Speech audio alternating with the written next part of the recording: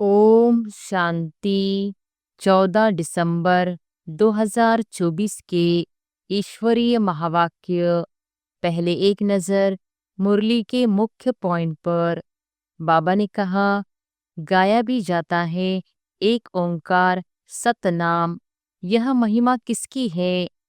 एक ओंकार, यह तो उस एक निराकार परमात्मा की ही महिमा है। परंतु यह लोग परमात्मा की महिमा को भूल गुरु नानक की महिमा करने लगते हैं।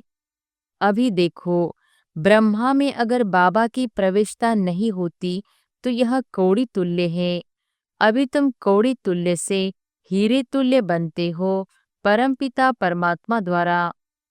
वहां यह पॉइजन होता नहीं। कहते हैं ना, अमृत छोड़ विष काहे को खाए।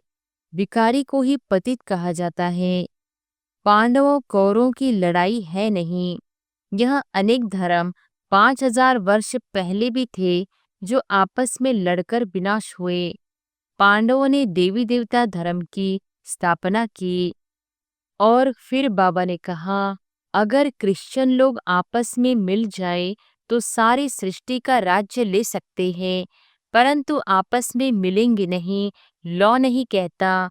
इसलिए दो बिल्ले आपस में लड़ते हैं तो माखन तुम बच्चों को मिल जाता है। श्री कृष्ण के मुख में माखन दिखाया है, यह सृष्टि रूपी माखन है। ऐसा कोई दैत्य व असुर होता नहीं। यह भी नहीं समझते 5 विकार स्त्री के हैं और 5 विकार पुरुष के हैं। उनको मिलाकर 10 शीश वाला रावण बना देते हैं। जब बहुत तमोप्रधान बन जाते हैं तभी बाबा का प्रोग्राम है आने का।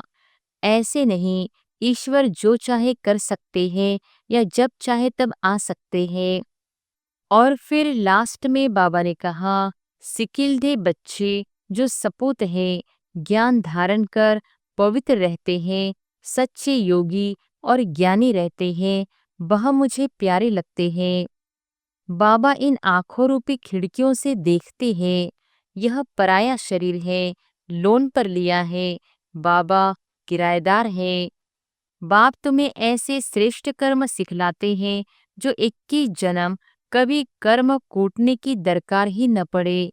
तुम एवर हेल्दी एवर वेल्दी बनते हो। रात को उठकर बाबा से बातें करनी चाहिए। बाबा अपना अनुभव बतलाते रहते हैं। मैं बहुत याद करता हूँ। बाबा की याद में आंसू भी आ जाते हैं। हम क्या थे, बाबा ने क्या बना दिया है। योग में रहने वालों को बाबा मदद भी देते हैं। आप पे ही आंख खुल जाएगी, खटिया हिल जाएगी। बाबा बहुतों को उठाते हैं। और अब सुनते हैं महावाक्यों को विस्तार से। मुरली का सार। मीठे बच्चे, तुम्हारे पास मनमना भव और मध्याजी भव के तीक्ष्ण बाण है।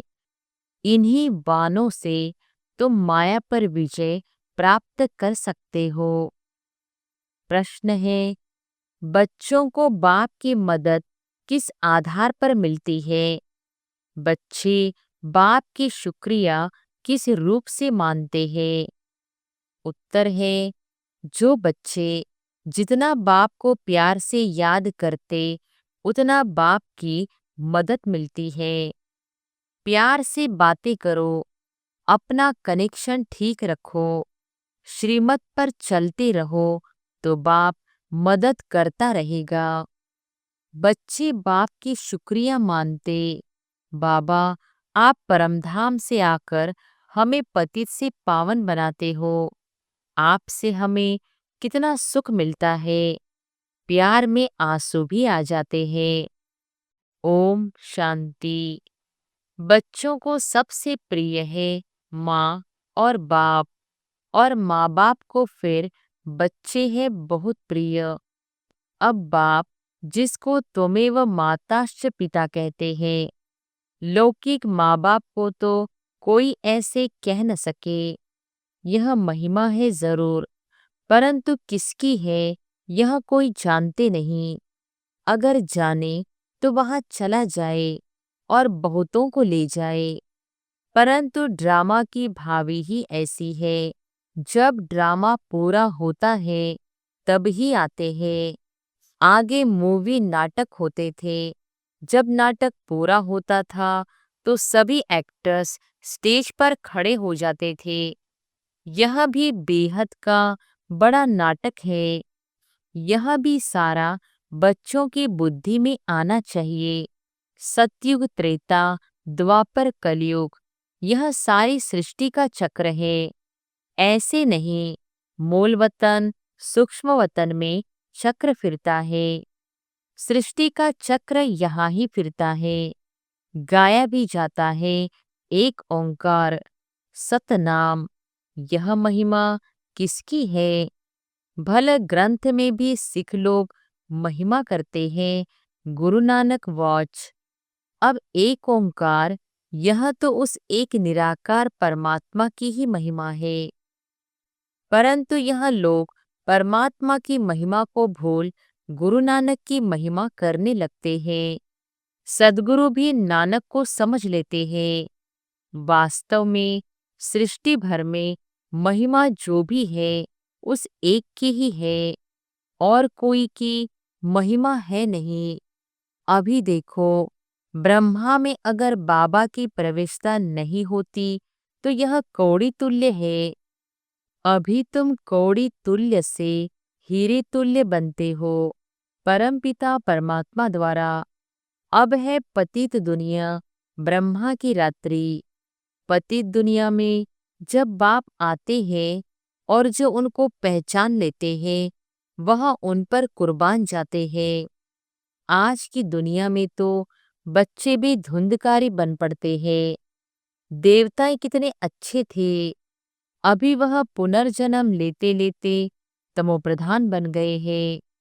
सन्यासी भी पहले बहुत अच्छे थे, पवित्र थे, भारत को मदद देते थे। भारत में अगर पवित्रता न हो तो काम चिता पर जल जाए। सतयुग में काम कटारी होती नहीं। इस कलयुग में सब काम चिता के कांटों पर बैठे हुए हैं। सतयुग में तो ऐसे नहीं कहेंगे, वहां यह पॉइजन होता नहीं। कहते हैं ना, अमृत छोड़ विष काहे को खाए।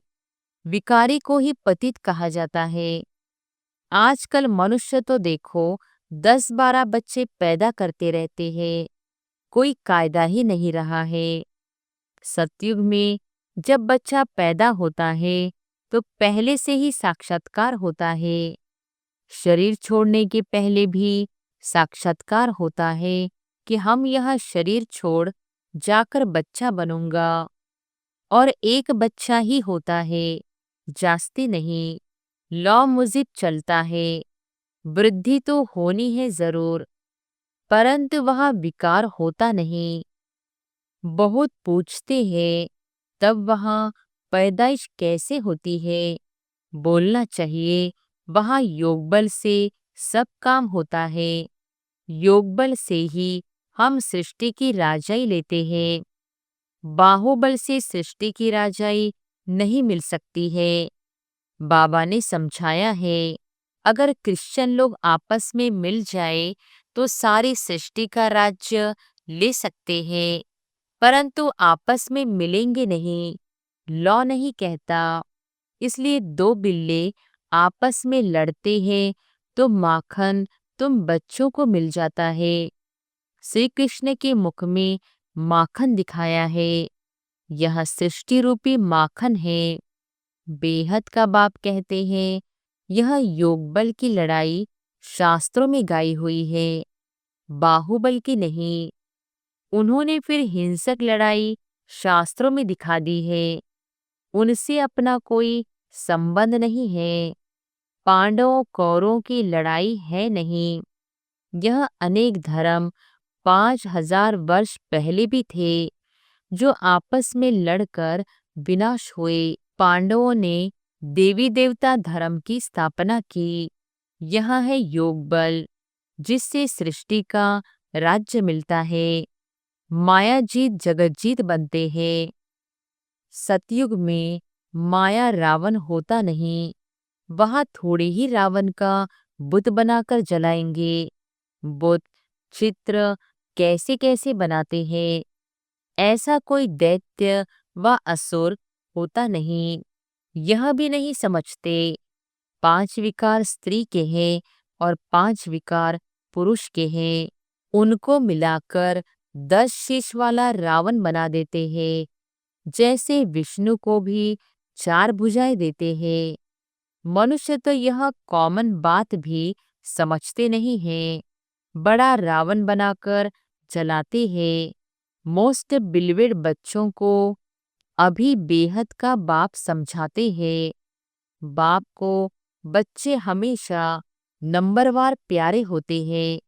कोई तो मोस्ट बिलीवेड भी है तो कोई कम प्यारे भी है। जितना सिकिल्धा बच्चा होगा उतना जास्ती लव होगा। यहाँ भी जो सर्विस पर तत्पर रहते हैं, रहमदिल रहते हैं, वह प्यारे लगते हैं। भक्ति मार्ग में रहम मांगते हैं ना, खुदा रहम करो, मर्सी ऑन मी। परंतु ड्रामा को कोई जानते नहीं है। जब बहुत तमोप्रधान बन जाते हैं तभी बाबा का प्रोग्राम है आने का। ऐसे नहीं, ईश्वर जो चाहे कर सकते हैं या जब चाहे तब आ सकते हैं। अगर ऐसी शक्ति होती तो फिर इतनी गाली क्यों मिले, बनवास क्यों मिले। यह बातें बड़ी गुप्त है। श्री कृष्ण को तो गाली मिल न सके।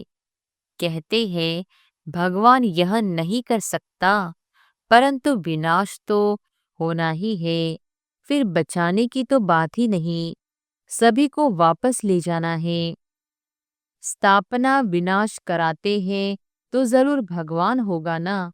परमपिता परमात्मा स्थापना करते हैं। किसकी? मुख्य बात तुम पूछो ही यह कि गीता का भगवान कौन। सारी दुनिया इसमें मूंझी हुई है। उन्होंने तो मनुष्य का नाम डाल दिया है।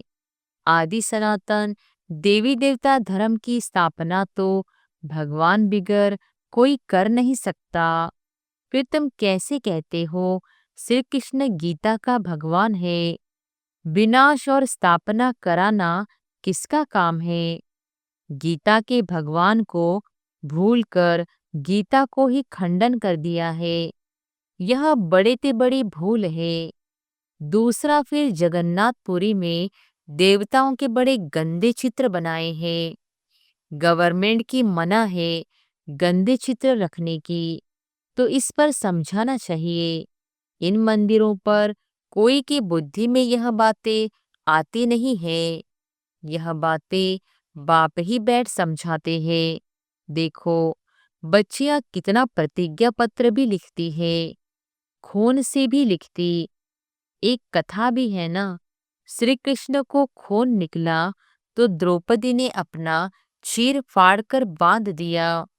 यह लव है ना, तुम्हारा लव है शिव बाबा के साथ। इनका ब्रह्मा का खून निकल सकता है, इनको दुख हो सकता है, लेकिन शिव बाबा को कभी दुख नहीं हो सकता, क्योंकि उनको अपना शरीर तो है नहीं। श्री कृष्ण को अगर कुछ लगे तो दुख होगा ना, तो उनको फिर परमात्मा कैसे कह सकते। बाबा कहते मैं तो दुख सुख से न्यारा हूँ। हाँ, बच्चों को आकर सदा सुखी बनाता हूँ। सदा शिव गाया जाता है। सदा शिव सुख देने वाला। कहते हैं मेरे मीठे मीठे सिकिलधे बच्चे जो सपूत है, ज्ञान धारण कर पवित्र रहते हैं, सच्चे योगी और ज्ञानी रहते हैं, वह मुझे प्यारे लगते हैं। लौकिक बाप के पास भी कोई अच्छे कोई बुरे बच्चे होते हैं। कोई कुल को कलंक लगाने वाले निकल पड़ते हैं, बहुत गंदे बन जाते हैं। यहाँ भी ऐसे है। आश्चर्यवंत बच्चा बनंती सुनंती कथंती फिर फारकती देवंती। इसलिए ही निश्चय पत्र लिखवाया जाता है, तो वह लिखत फिर सामने दी जाएगी। ब्लड से भी लिख कर देते हैं, ब्लड से लिखकर प्रतिज्ञा करते हैं। आजकल तो कसम भी उठवाते हैं, परंतु वह है झूठा कसम। ईश्वर को हाजिर नाजिर जानना अर्थात यह भी ईश्वर है, मैं भी ईश्वर, कसम उठाता हूँ। बाप कहते हैं, अभी तुम प्रैक्टिकल में हाजिर नाजिर जानते हो। बाबा इन आंखों रूपी खिड़कियों से देखते हैं। यह पराया शरीर है, लोन पर लिया है। बाबा किराएदार है। मकान को काम में लाया जाता है ना, तो बाबा कहते हैं, मैं यह तन काम में लाता हूँ। बाबा इन खिड़कियों से देखते हैं, हाजिर नाजिर है। आत्मा जरूर ऑर्गन से ही काम लेगी ना। मैं आया हूँ तो जरूर सुनाऊंगा ना।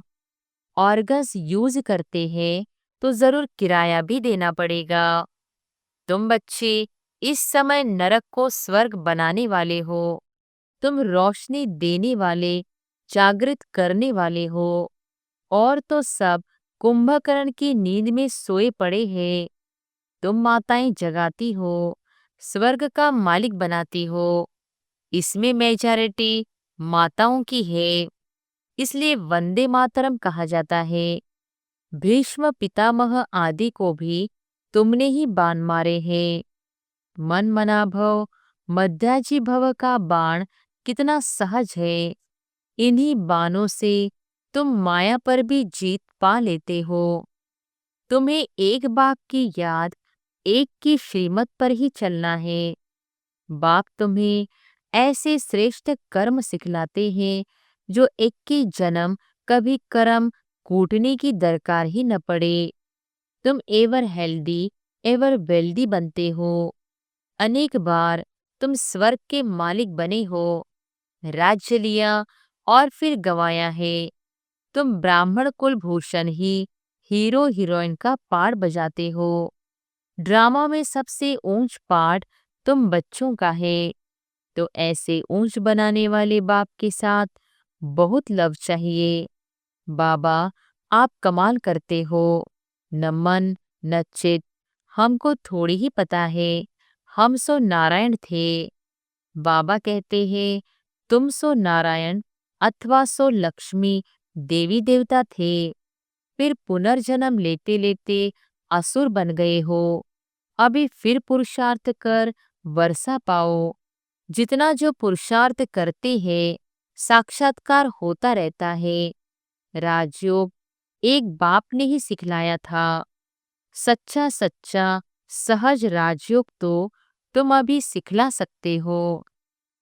तुम्हारा फर्ज है बाप का परिचय सबको देना। सभी निधन के बन पड़े हैं। यह बातें भी कलप पहले वाले कोटों में कोई ही समझेंगे।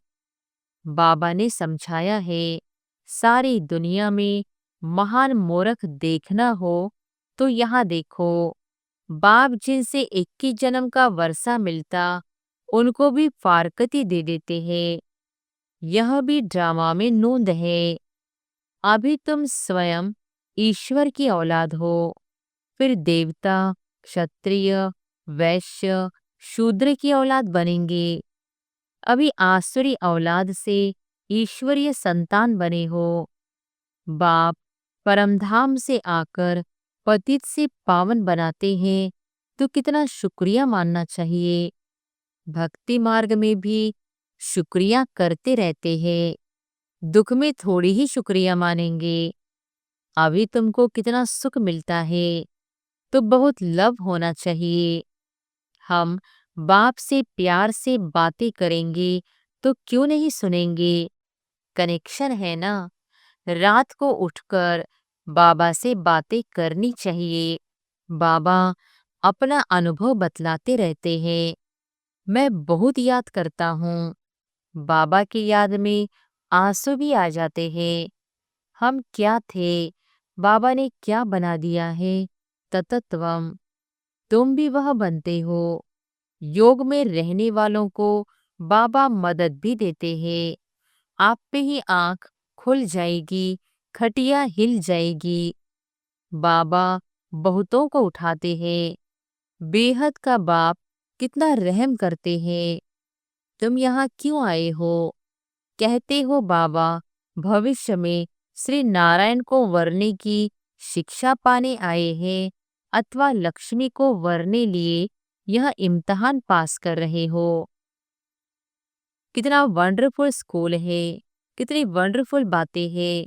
बड़े ते बड़े यूनिवर्सिटी है, परंतु गॉडली यूनिवर्सिटी नाम रखने नहीं देते हैं। एक दिन जरूर मानेंगे, आते रहेंगे, कहेंगे बरोबर कितनी बड़ी यूनिवर्सिटी है।